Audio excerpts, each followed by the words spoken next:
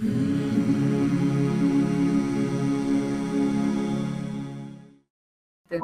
மேய்த்து வரை ஐபிஎஸ் ஆக்குவது திராவிடம் அப்படின்னா இவர் ஏன் இன்னும் ஐபிஎஸ் ஆகாம இருக்காரு? இதுல விஷயம் ரொம்ப சிம்பிள் தான் மேடம். அறிவு இருக்கிற யார் வேணாலும் ஐபிஎஸ் ஆகலாம். அதுதான் முதல் விஷயம். இதுல திராவிடம் எங்க இருந்து வந்தது? இதுல விஷயமா அது கிடையாது. ஸ்கூல் காலேஜஸ் எல்லாம் திறந்தது காமராஜர். இவங்க பீரியட்ல ஏதாவது ஸ்கூல் காலேஜஸ் ஏதாவது திறந்தாங்களா? இதெல்லாம் ரொம்ப இதுல கேவலமான ஒரு விஷயம் மேடம். இந்த மனோ தங்கராஜ் அவர்கள் வந்து ஏற்கனவே பாத்தீங்கன்னா கொழுப்பு திருடினாருங்கிற ஒரு பேச்சுலதான் அவர் வந்து அமைச்சர் பதவியில இருந்து தூக்கி ரொம்ப நாள் கூப்புல உட்கார வச்சிருந்தாங்க. இப்ப கையில காலில் விழுந்து மீண்டும் அமைச்சராயிருக்காரு. அவர் திருப்பி மீண்டும் அமைச்சர்ல இருந்து பொறுப்பு இறக்குவதற்கு உண்டான வேலைகளை வந்து மனோ தங்கராஜ் அவருக்கு அவரே பாத்துக்கிறார். சொந்த செலவுல சூனியம்பாங்கல்ல, அந்த மாதிரி ஒரு விஷயங்கள்லாம் வச்சுக்கிறாரு. இன்னும் திராவிடம் தான் தமிழகத்தை தூக்கி நிறுத்தின மாதிரி இவரு மனோ தங்கராஜ் பேசக்கூடிய விஷயங்கள்லாம் ரொம்ப கேவலமான விஷயம். இவர்கள் வந்து படிக்க வைத்தது காமராஜர், குடிக்க வைத்தது கருணாநிதி. இதை தாண்டி வேற என்ன திராவிடம் செய்து கொடுத்தது அப்படிங்கிறத மட்டும் சொல்லுங்க. நாங்க என்ன சொல்றோம், இவர்களுடைய சாதனைகளா அவர்கள் சொல்லக்கூடிய விஷயம் என்ன அப்படின்னு பாத்தீங்கன்னா, எல்லாம் மேம்பாலம் கட்டி விட்டுருக்காரு, ரோடு போட்டு கொடுத்துருக்காரு. ஆமா, ரோடு போட்டா கமிஷன் உண்டு, மேம்பாலம் கட்டினா கமிஷன் உண்டு, அரிசி கடத்தினா கமிஷன் உண்டு, சக்கரை கடத்தினா கமிஷன் உண்டு. இதை தாண்டி திராவிடம் செய்திருக்கக்கூடிய சாதனை என்ன?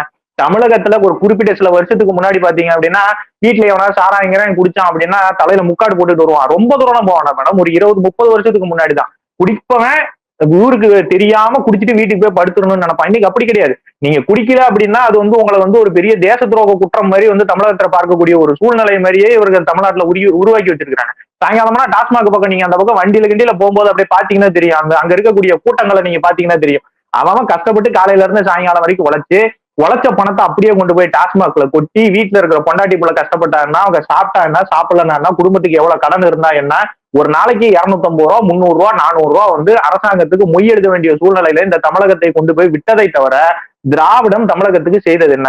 இவர்கள் வந்து படிக்க வச்சாங்க. அண்ணாமலையை வந்து ஐபிஎஸ் படிக்க வச்சாங்க. அவரு யூபிஎஸ்சியில மார்க் வாங்கினாரு, போனாரு. அவரு ஏற்கனவே ஐஏஎம்ல மிகப்பெரிய ஒரு பர்சன்டேஜ்ல வாங்கியிருந்தாரு.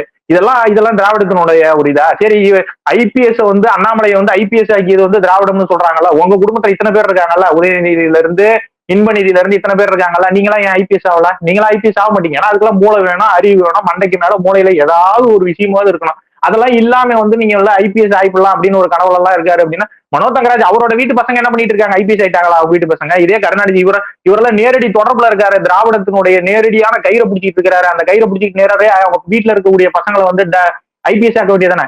நீ முதல் விஷயம் என்ன தெரியுமா? படிப்பை கூட ஸ்ட்ரீம்லைன் பண்ணி வச்சிருக்கிறது வந்து பிஜேபி தான் மேடம் ஸ்ட்ரீம்லைன் பண்ணி வச்சிருக்கு. அப்படி இல்ல, இந்த நீட்டுங்கிற ஒரு விஷயத்தை வந்து தமிழகத்துல ரொம்ப தூக்கி வச்சுட்டு பேசுறாங்கல்ல.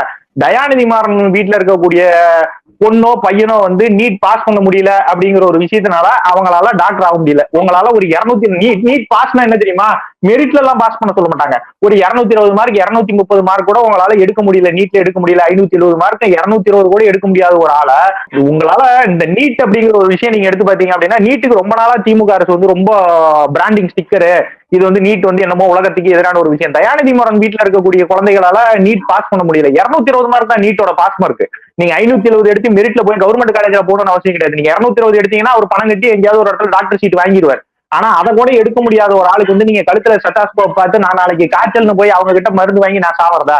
இதெல்லாம் தேவையில்லாத ஒரு விஷயம். படிப்பை கூட ஸ்ட்ரீம்லைன் செய்து கொடுத்தது வந்து பாஜக அரசு தான். அது இப்ப இருக்கக்கூடிய பாஜக அரசு 10 வருஷமா தான் இந்த படிப்பை கூட ஸ்ட்ரீம்லைன் செஞ்சு வச்சிருக்கோம். மற்றபடி எல்லாம் நீங்க இந்த மனோ தங்கராஜ் சொல்ற மாதிரி திராவிடம் வளர்த்தது, அது வளர்த்தது, இது வளர்த்ததுன்னா முன்ன அவங்க திராவிடம் வளர்த்த யாராவது ஒருத்தர் ஐபிஎஸ் காமிச்சிட்டு அதுக்கப்புறம் அவர் பேச அவர் குடும்பத்திலேயோ திமுகவினுடைய முதல் குடும்பத்திலேயோ இருக்கக்கூடிய அமைச்சர்களுடைய குடும்பத்திலேயோ யார் ஐபிஎஸ் ஆனாங்க, யார வந்து இந்த திராவிடம் ஐபிஎஸ் ஆக்குச்சு அப்படிங்கிற ஒரு விஷயத்தை மனோ தங்கராஜ் காமிச்சிட்டு அதுக்கப்புறம் அடுத்த வாரம் என்ன சொல்ல வர்றாரு?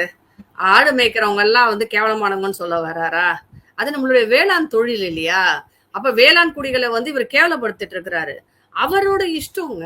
வாழ்க்கையில வந்து எதை செய்ய வேண்டும் என்பது அந்த தனிநபர் தான் முடிவு செய்ய வேண்டும். இதுக்குதான் நான் திராவிடத்தை சொல்றேன். நீங்க என்ன பண்ணிருக்கீங்க? தமிழர்களை வந்து வளர்த்து விட்டு இருக்கீங்களான்னா, ஒரு வேலை செய்யறோம், அந்த வேலைக்கான மரியாதையை கூட உங்களால கொடுக்க முடியாது. அவர் ஐபிஎஸ் இருந்தப்ப மரியாதையோட தான் இருந்தாரு. இன்னைக்கு ஆடு மாடு மேய்ச்சாலும் மரியாதையோட தான் இருக்காரு. நீங்க என்னவா இருக்கிறீங்க? அதை நாங்க கேள்வி கேட்க வேண்டியது இருக்கு. உங்களுடைய பொறுப்பு. நீங்க என்னவா இருந்தீங்க, அப்ப என்னவா இருந்தீங்க, இப்ப என்னவா இருக்கிறீங்க? அரசியல்ல வந்தீங்க, இன்னைக்கு எம்எல்ஏ வந்தீங்க, நடுவுல உங்க மேல பெரிய குற்றச்சாட்டு வந்து வெளியில போனீங்க, அசிங்கமான குற்றச்சாட்டுக்காக வெளியில போனீங்க. அதெல்லாம் வந்து கேவலமா தெரியல. இங்க ஆடு மாடு மேய்க்கிறத இவருக்கு கேவலமா போயிடுச்சா?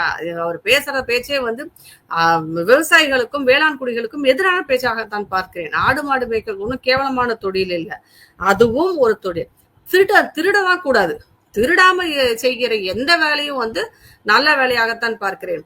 இன்றைக்கு அவர் அண்ணாமலை அவர் ஆரம்பத்த அரசியல் வரும்போதே நான் சொன்னார்ல, எனக்கு இந்த பதவி இல்லாட்டி நான் ஆடு மாடு மேய்க்க போவேன் அவர் அன்னையில இருந்து சொல்லிட்டு இருந்தா இருக்கிறாரு. அது அவருடைய வெளிப்படை தன்மையை காமிக்குது. ஆனா நீங்க வந்து எப்படியும் வந்து அதற்கெல்லாம் போக போறதில்ல. ஏன்னா நீங்க அடிச்சு வச்ச சொத்து இருக்கு. அதை வச்சுக்கிட்டு நீங்க எப்படியும் இருப்பீங்க. அது இல்லாத பட்சத்துல அவர் போகிறார். அதுல வந்து நாணயமா நேர்மையா இருக்கிற ஒரு மனுஷனை பத்தி பேசுற பேச்சா இது? இவர் என்ன செய்ய போறாருன்றத பத்தி கவலைப்பட சொல்லுங்க. அவர் வந்து RSS இருக்கட்டும், பாஜக இருக்கும், ஆடு மாடு மேய்க்கவோ இல்ல டீ கடை வைக்கவோ அவங்க தயங்கினதே கிடையாது. எந்த நிலையிலும் அவர்கள் வந்து கொள்ளையடிச்சு பணத்தை சேர்த்துக்கிட்டு நாங்க இப்படித்தான் இருப்போம்னு அவங்க சொன்னதே கிடையாது. ராஜா வீட்டு கண்ணுக்குட்டின்னு அவங்க கிளைம் பண்ணிக்கிட்டதும் கிடையாது. எல்லாரும் சாதாரண குடும்பத்திலிருந்து வந்த மத்திய தர குடும்பத்தை சேர்ந்தவர்கள். அவர்கள் திருப்பி அதே வாழ்க்கைக்கு போவதோ இல்ல அதை விட அதை விட்டு வேறு வாழ்க்கைக்கு போவதோ அவங்களுக்கு ஈஸியா இருக்கும். அவங்க அந்த டிரான்சிஷன் வந்து ரொம்ப ஈஸி. அவங்க போயிட்டே இருப்பாங்க. என்ன திமுக காரவங்க மாதிரியா இருந்தா நான் மந்திரியா தான் இருப்பேன், ஜெயில இருந்தாலும் மந்திரியா தான் இருப்பேன், பெயில இருந்தாலும் மந்திரியா தான் இருப்பேன்னு சொல்ற கேஸ் எல்லாம் அவங்க கிடையாது. அதனால அவரை பற்றி தவறாக பேசுவதற்கு இவருக்கு எந்த விதமான